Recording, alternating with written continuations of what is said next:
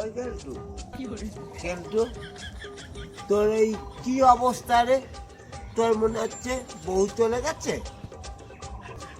দেখ ঘেটু, বউ চলে গেলে তবু মানা যায়, কিন্তু আমি আর একটা বউ জোগাড় করতে পারবো না, সেইটুকু ক্যালি আমার আছে। আছে কিনা তুই বল? আছে। কিন্তু জানিস একটা কথা, ওই পাড়ার টেপি আছে না, টেপি আমার কাছ থেকে 3,000 টাকা নিচে ধার, বলে 1 সপ্তাহ পরে দেবে। এই নিয়ে 5 সপ্তাহ পরে আমি কালকে ফোন করলাম, ফোন করার বলছি ঠিক আছে আজকে দেবো। আজকে সেই ডেট এখনো আসছে না, কি করি বলতো? কেলটু কেলটু বলছি কি, তুই ওই আশাটা করিস না, বুঝতে পেরেছিস?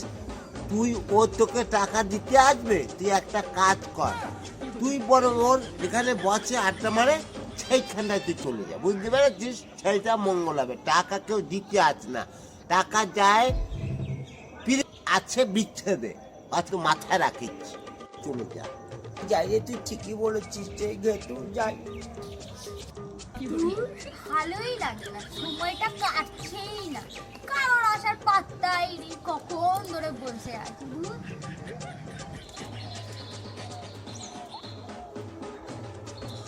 কি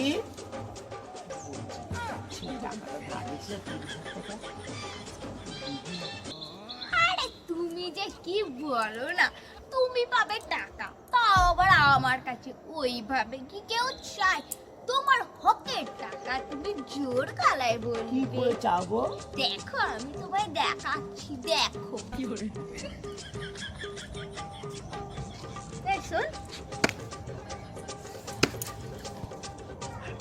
কবে টাকাটা দিয়েছিলাম? হ্যাঁ দিয়ে দেবো। হ্যাঁ, দিয়ে দেবো মানে কি?